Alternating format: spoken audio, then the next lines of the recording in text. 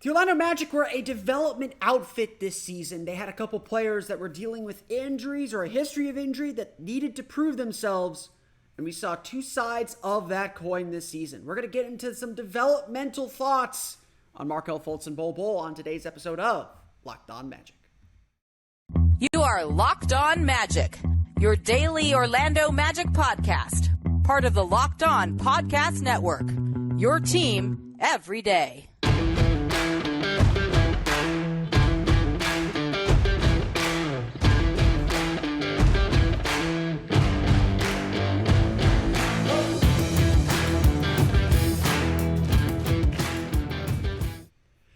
And you are indeed Locked On Magic. Today is April 19th, 2023, late on April 19th, 2023. My name is Philip Rosberg. I'm the expert and site editor over at OrlandoMagicDaily.com. Of course, follow me on Twitter at PhilipRR_OMD.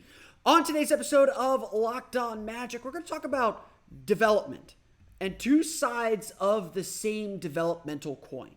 We'll talk about the season that Markelle Fultz had. Now he picked up steam toward the end of the year. And the season that Bol Bol had and how he slowed down and what that says about the Magic's developmental progress, process, or deal. We'll get to that coming up here in just a moment. But first, we want to thank you again for making Locked On Magic part of your day every day, no matter when you listen to us, whether it's first thing in the morning, whether it's right when we upload.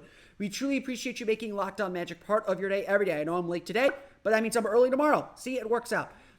No matter when you listen to us, we truly appreciate you making us part of your day. Remember, there's a great Locked On podcast covering every single team in the NBA. Just search for Locked On and the team you're looking for, the Locked On Podcast Network. It's your team every day. Be sure, too, to download the Gametime app, create an account, and use code LOCKEDONNBA for $20 off your first purchase. Last-minute tickets, lowest price, guaranteed. Record is definitely a sign that the Orlando Magic were better this year. They improved by 12 games. It's hard not to say, hard not to think, hard not to believe that that is a sign of this team's growth. That is not a sign that the Magic did something right this year. And so, certainly I'm optimistic about this season. I know a few people that aren't, but I'm very optimistic about what this team is where this team is at, and what they are likely to do, and what comes next down the path, what comes next on the road for the Orlando Magic. It is an exciting time for sure. It is an exciting time for this team, and that is a good thing. We're really, really eager to see what this team does, and we've talked a little bit about it. I did an appearance with the Close-Up Magic. There's a lot that the Magic can do and a lot of paths this team can walk. And it's very hard at this juncture without the draft lottery taking place to say for sure what the Magic will ultimately do and what their ultimate course of action will be. To that point then, though, we have to look at individual players, because so much of what the Magic are going to do and so much of what the Magic are going to become is still about how these individual players improve and grow on their own. The Magic are not going to simply get better because they add players in the offseason. That's going to make them better for sure, but those are the final pieces. The big pieces are still their individual internal development. And that was something that was front and center and on display throughout the course of this season. The Magic made it a point, and the Magic were just very clearly about the development of their young players. They can only go as far as their young players will take them. And so the question then, or the issue then, is how far can these young players take them? And so we saw that development on display throughout several players for both good and bad. And that's where we have to evaluate this season as much as anywhere else. How did the Magic improve? How did the Magic grow with the players they have? And, honestly, there was a lot of positive development. Paolo Banchero, I thought, got better as the season went on. There are some people, and certainly some Rookie of the Year voters, who might argue that he did not, that he peaked really quickly and then just kind of flattened off. If you watched him every day, that was not the case, but that's neither here nor there. Franz Wagner certainly got better as the season went on, but no player probably took a bigger leap or was more representative of the Magic's developmental success than Markelle Fultz. Markelle Fultz started the year obviously on the shelf. Missed the first 20 games of the season with the fractured toe, and that hid a lot of his development, a lot of the work that he did this offseason. I think I agree with a lot of Magic fans when they say and they believe that if Markelle Fultz was healthy from day one of this season, the Magic would have been in the play-in tournament at the very least. I don't know if they would have made the playoffs, but they would have been in the play-in tournament.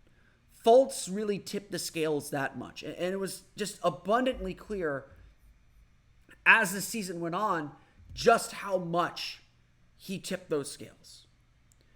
There is not a better developmental story in this season for the Orlando Magic than Markelle Fultz's story. By the end of the year, he averaged 14 points per game, 5.7 assists per game, 3.9 rebounds per game. And those numbers only increased as the season wore on. If you segmented the season by quarter, those numbers only increased. I believe we named him our third quarter MVP. He had a very good case to be the fourth quarter MVP as well. So certainly Markelle Fultz was one of the just great stories of this season. 100% one of the great stories of this season. But there's obviously still work to do with him. Three-point shooting, obviously a big thing. But even there, his willingness to take three-point shots, his willingness to know so much about his game and to play to his strengths. Yes, he loved hitting those mid-range jumpers. He got to his kill spots and killed. Took care of business. That's what you ultimately want to see. That's ultimately what you want from a point guard. And not just that, he just kept the team at an even drumbeat. Kept the team measured. And whatever shortcomings there might be with Markelle Fultz, and again, there are, he's still got to improve as a three-point shooter. I think his attention can sometimes wander a little bit. But he just made this team work and go. And as they got better, it's no coincidence the team started winning more games when he came back. Obviously, having point guards actually helps. But as the team got better, he got better. As he got better, the team got better. And the numbers may not explicitly or expressly show this, but Fultz had a major impact. And by the end of the season, honestly, it was clear who the Magic could lean on and who the Magic could rely on. If the Magic were actually trying to win a lot of the games that they were trying to win, Markelle Fultz would have had the ball in his hands a whole lot more. He was their closer. He was their clutch finisher. He was the guy that always rose to the occasion. Of course, the Magic obviously had a better vested interest in seeing Franz Wagner finish games off, or Paolo Banchero finish games off. And that's an investment in the future. But Markelle Fultz turning himself into a starting point guard in this league after everything he's been through, to, be the kind of player right now. We said it after the Magic beat the Clippers in LA. Markelle Fultz isn't just a good comeback story anymore. This is a kid who can play. This is a kid who shows us every day hints of why he was the number one pick. And he may never be that player again, but that player is still in him. And for the first time in his career, he felt comfortable enough and confident enough to show it, to be that player once more. That stuff is important. That stuff is not something to overlook. It's a big deal. And Markelle Fultz's season was absolutely a big deal for this Orlando Magic team. We don't know what the future is going to hold. We don't know if the Magic do have a better point guard option out there. Maybe they're willing to trade him for that, but Fultz feels so important to this team, to the heart of this team right now, that it's almost unfathomable to think that they're going to search out another point guard this offseason. In fact, it's almost unfathomable to think that the Magic don't just give Fultz an extension this summer. And that's a credit to the development, the work, and the patience the Magic had, as well as the work that Fultz had in himself to get the job done. Of course, not every development story is a success for the Orlando Magic. We're going to ride the bowler coaster and talk a little bit about Bol Bol season coming up here in just a moment. But first, it's time for a quick word from the newest game out there, the newest, most fun basketball simulation game out there. It's time to talk about Ultimate Pro Basketball GM. It's the coolest game that I've played in a long time. I've always thought I could be a great NBA GM. I'm usually wrong, but as it turns out, it's not that easy. If you've had the same thought and fantasized about managing your own basketball franchise, go and download Ultimate Pro Basketball GM right now. And that's in all caps in my copy. The game allows you to manage every strategic aspect of a franchise, playing through seasons and leading your franchise and fans to glory as you build a historic dynasty. In the simulation, you're responsible for everything: dealing with challenging personalities, hiring the right staff and personnel, trading and training players, making the right draft picks, and navigating your franchise through free agency and all the ups and downs of multiple seasons. All this in a challenging and realistic game world.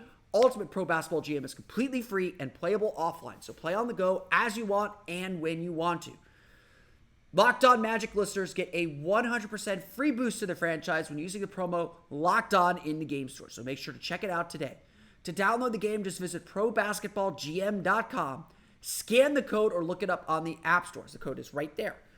That's probasketballgm.com, Ultimate Basketball GM. Start your dynasty today.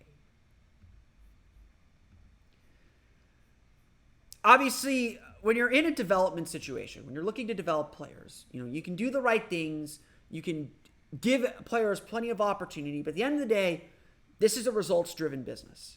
This business is very much about what you're able to do and what you're able to provide on a night-to-night basis. You hate to be so cold, you hate to be so cruel, but this business comes down to what can you do to help the team win. And obviously winning is of a different priority level for every team. The Houston Rockets want to win, but they're not ready to win. The Orlando Magic want to win, but they're willing to make some mistakes or give guys a little bit of leash to wander off the beaten path a little bit to help them get better. Like I said, if the Magic really wanted to win basketball games this year, Markelle Fultz would have been closing games out, would have been the one taking shots at the end of games. Instead, it was often Paolo Banchero and often Franz Wagner, and they often made mistakes that Markelle Fultz does not make. And that's okay, because when we get to playoff atmosphere next year, hopefully, those are the guys you want finishing games.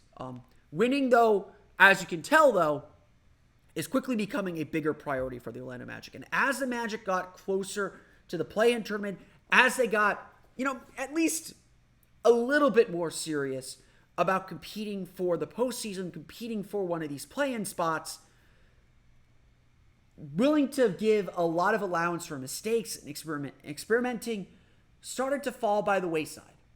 And so it's no coincidence that a player like Bol Bol succeeded early in the season when it was just go out there and do what you do, compared to, okay, now we need to hone things in. Now we need to focus on what's going to actually help this team win basketball games. That's ultimately what's important, and that's ultimately what kind of got Bol Bol stuck. He was not able to do the things that he was able to do early in the season. Bol's numbers were solid. 9.1 points per game, 5.8 rebounds per game, 54.6% shooting from the floor. Appeared in a career high 70 games. Previous high was 32. Average a career high 21.5 minutes per game. There's no doubt that we could see the highlight plays and the things that made Bol Bol an NBA 2K darling when he wasn't playing. And honestly, this season was essentially Bol Bol's rookie year. So you had to allow for mistakes. You had to allow him to learn and grow. And in a lot of ways he did. Bol Bol had a great season. He proved that he could do things on an NBA floor. But as teams got more tape on him, as the winning became more important, a lot of the flaws started to show. Not really interested in passing. He's a scorer, and that's okay. You need guys like that.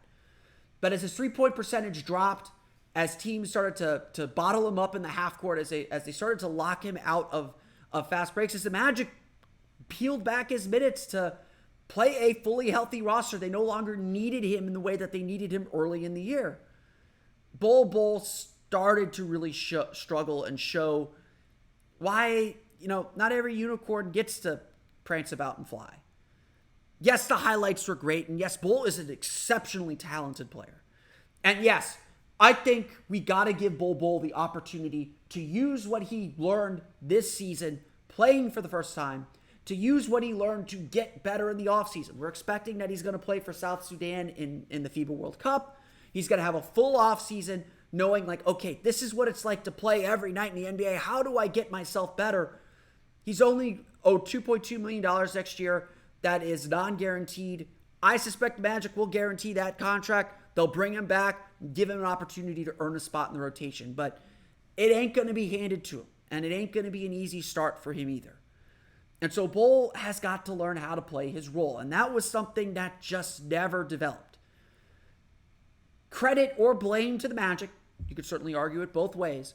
They stuck with him probably longer than they should, because Bol, right now, as most rookies is not a winning player. Yes, he could do some really fantastic things. Yes, when he has a big burst game, he is really impressive and really exciting and really interesting and a tough cover for defenses. But when he's not playing well, he is a drain offensively. When he's not playing well, his defensive shortcomings come to the front. He is not particularly strong with his defensive awareness. He's not necessarily looking around. He often got lost defensively covering his man. As good of a shot blocker as he is, if he's not guarding the ball, it was kind of tough to watch him sometimes. And certainly the Magic probably hung. If the Magic, again, we're serious about making a play-in push, we're serious about getting to the postseason, Bol probably wouldn't have been playing as much. But that's okay, because this season was about development and learning these things and giving Bol the chance to learn from these mistakes, to learn from these miscues. That's valuable too. And that's something to overlook. Bol had a really rough end of the season. As good as he was in the first quarter and a half, I guess that's 3/8 of the season, as good as he was early in the season, he really struggled late in the season. To the point where I don't want to say he was unplayable, but he wasn't going to necessarily help you win basketball games. If the Magic were in the playoffs right now, Bol Bol would not play, because teams would target the heck out of him. But that's something young players have to learn too. And so we will see whether Bol learns. And honestly, I'm here saying that Bol Bol's development was something that went wrong this year, but it only goes wrong if Bol doesn't take the next step. It only goes wrong if Bol's peak were those injury-filled days early in the season. It only goes wrong if Bol doesn't figure out how to develop himself, and the Magic don't figure out how to develop him into a usable player, because he is extremely talented. Extremely talented. But talent is not enough on its own, of course. And that's why Bol Bol is such an interesting case study and such an interesting player to study when it comes to this team. We're going to do our daily lottery spin, talk a little bit about the playoffs, what we learned from the last couple days in the postseason, as we're doing in our final segments here during the postseason. We'll get to that coming up here in just a moment. But first, it's time for a quick word from our friends at Gametime. Buying tickets to your favorite events shouldn't be stressful. I'm looking forward to going to a play in the next couple months. I'm not sure how I'm going to get tickets, but I know that I can get tickets to whether it's the Pride game tonight, whether it's Orlando City in the future, whether it's the Magic in the future. I know I can get tickets to any sporting event or any show in town using Gametime. Gametime is a fast and easy way to buy tickets for all the sports, music, comedy, and theater near you. With killer deals on last-minute tickets and their best price guarantee, you can stop stressing over the tickets and start getting hyped for the fun you will have.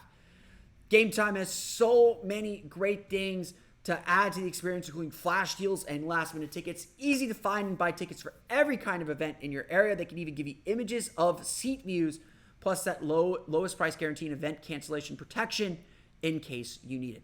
It's the fastest growing ticket app in the country for a reason. So get images of your seat before you buy, so you know exactly what to expect when you arrive. You can buy tickets in a matter of seconds, 2 taps, and you're set. And tickets are sent directly to your phone, so you never have to dig through your email. Snag the tickets without the stress with Gametime. Download the Gametime app, create an account, and use code LOCKEDONNBA for $20 off your first purchase. Terms apply. Again, create an account and redeem code LOCKEDONNBA for $20 off. Download Gametime today. Last minute tickets, lowest prices, guaranteed. A kind of boring night in the NBA last night. Obviously, the Phoenix Suns coming back to beat the LA Clippers was the highlight of the night. But we got a couple blowouts. We got a couple home teams asserting themselves and taking back control of the series. The Cleveland Cavaliers evening their series with the New York Knicks. The Boston Celtics just running roughshod through the Atlanta Hawks to take a 2-0 series lead to Atlanta. The Hawks are a mess. Keep an eye on them, I suppose. To me, the statement that I'd like to make, and maybe this is something we need to explore a little bit deeper, but the statement that I think has been made throughout these playoffs is that, yes, offenses rule the day.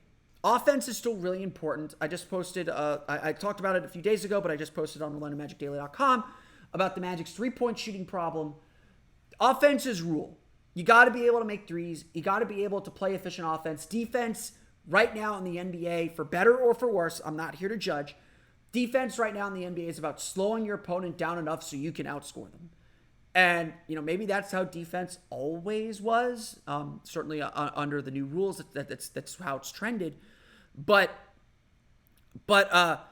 this is kind of how defense goes. But the playoffs, everything kind of changes a little bit. And I think the big thing that I'm noticing is a truth about the game that really has never changed. As much as the league has become this spread it out, kind of shoot as many threes, shoot as many shots as you can kind of deal, and the playoffs, it still comes down to whether you're going to fight and scratch and claw for that rebound. It's still going to come down to whether you're going to be able to physically stop someone defensively. As much as this league has become an offensive generated league, the teams that won last night, the teams that are winning in the playoffs, are still the more physical teams. As officials let more go in the playoffs, as they let the players decide things more in the postseason, physicality still really matters. And you look at game 1 between Cleveland and New York. The Knicks housed the Cavs. Mitchell Robinson, Julius Randle, Jalen Brunson even on the perimeter, they took it to Cleveland. Evan Mobley and Jared Allen got knocked on their butts. They looked, I don't want to say scared, I don't think that's the right word, but they looked shook. They looked knocked back. They looked like they took a punch and they took a beating. And the Knicks won that game because they were the more physical team. Sacramento is a great example of how a team can find its physicality, because Sacramento was one of the worst defenses in the league all season. They've gotten the playoffs. They got where they are because they are the best, the most efficient offense in NBA history. But in these playoffs, Golden State wanted to punch him in the mouth, and Sacramento was standing up and saying, no way, we're going to punch right back. What happened between Domantas Sabonis and Draymond Green, that's just a product of Sacramento answering the call. They're not going to be punked. They're not going to be the new kids on the block. They're going to fight back. And it is physical. It is about physicality. It is about throwing your weight around. It is about doing all these things. The teams that are going to win these games are the teams that rebound really well. They're the teams that get to that loose ball, that win those 50-50 balls, that win those extra possessions, that hit first, to be perfectly honest. Not in a fouling way, but they hit first. And that's who's winning in these playoffs still. This truth that physicality matters is a big deal. Now, again, maybe this is something we need to explore more with the Magic, but I think that is a huge issue for the Orlando Magic. That's something I am personally very concerned about with this Magic team. They are not a naturally physical team. They are a tall team. They are a long team. But I often say they're not a big team. Paolo Banchero and Franz Wagner are power forwards, but stretch forwards. They're real forwards. And look, Paolo Banchero's a hit-first guy. On offense, he's going to hit you first. He's going to draw contact. He's going to get to the foul line. That's one of his greatest strengths. But defensively, it clearly took a lot of effort and focus for him to be a better rebounder. He would go through stretches where he was really struggling with his rebounding, and you would have to see him really click in and focus in on it. Wendell Carter, I think, is a tough dude. I think he is not going to take guff from nobody, but he's also a bit of an undersized center, and so he gets muscled around a little bit sometimes, and he too needs to be more focused on his rebounding and his toughness on the interior. It's something that comes and goes. It's not consistent. That's something, of course, this team can learn and continue to improve on, so I'm not so concerned about it, but physicality is definitely a thing that I think this team has to work on. You know, like Markelle Fultz, I've joked with Kobe Price that I think Markelle Fultz might have replaced Kyle Lowry with the strongest butt in the NBA. To which Kobe replied to me, "No, it's Drew Holiday," to which I agree. But Markelle Fultz knows how to use his body really well to create contact and be physical and be kind of a dominant physical person. But we've never seen this Magic team in the playoffs yet. And so something that I am thinking about, you know, Jalen Suggs is a great example. He is a physical defender. He will get into you. He is not afraid to throw a foul away to let you know that he exists, that he is going to be in your grill. I don't think it's a surprise that Jalen Suggs got at least one vote in that athletic poll on toughest defenders. He is getting some respect. Everyone knows that he is a tough defender, and again, he's got to grow other parts of his game to make that more valuable. But this team is going to have to find that physicality to be successful ultimately in the playoffs. Because they're going to get punched in the mouth. That first playoff game, whenever they play that first playoff game, they're going to get punched in the mouth. I don't care if they're the higher seed or the lower seed. They're going to get punched in the mouth, and we don't quite know yet how this team's going to respond to that.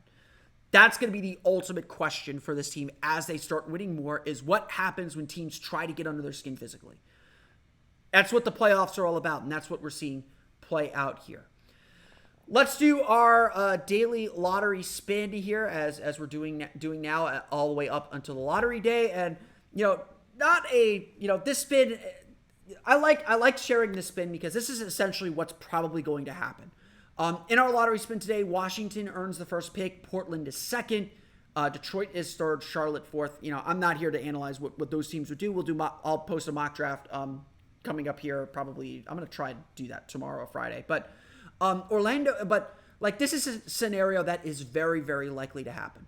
The Magic are likely to drop one spot. That is the most likely outcome in any draft lotteries, that you drop one spot. So Orlando landing at 7 is probably what's going to happen.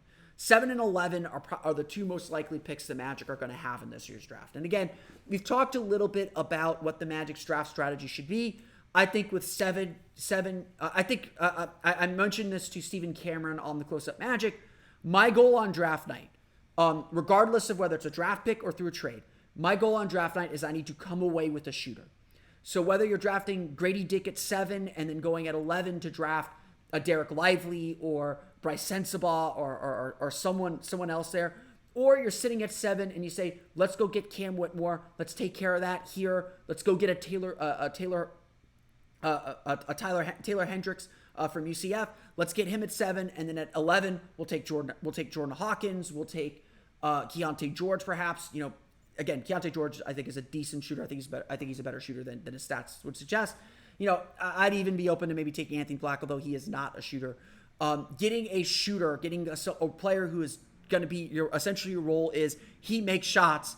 That's going to be absolutely key coming out of this draft, in my opinion. That is the biggest need that this team has, and the biggest thing I think this team can accomplish on draft night. So 7 and 11 is the most likely place the Magic can land. I named a bunch of names. There are going to be options there. I really think that's the most important thing to take away at this juncture. Locked On Jazz did a thing about this year's draft about saying, is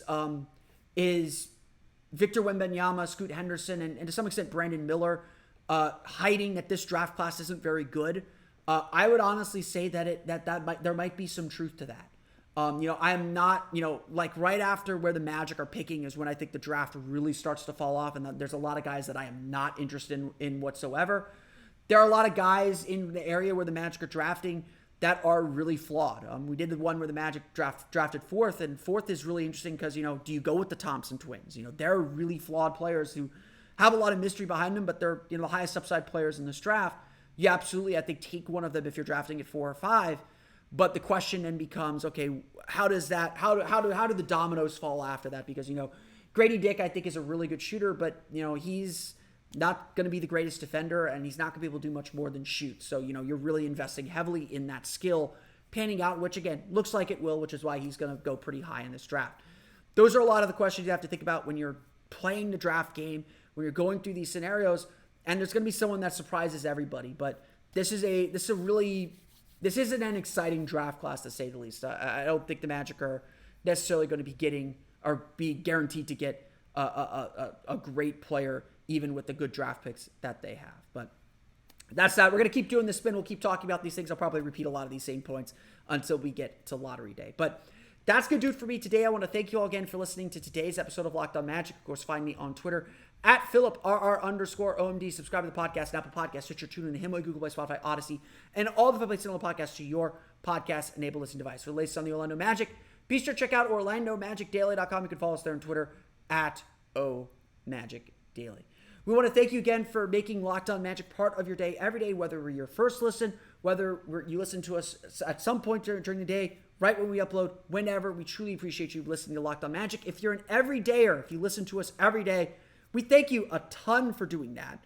And we'll let you know that tomorrow's episode, we're going to play some playoff what if. We're going to talk about X factors for the Magic if they had made the playoffs, and maybe some guys that wouldn't help that are currently in the rotation in the postseason. We're going to get to that on tomorrow's episode of Locked On Magic. But until then, for Orlando Magic Daily and Locked On Magic, this has been Philip Rossman-Reich. We'll see you all again next time for another episode of Locked On Magic.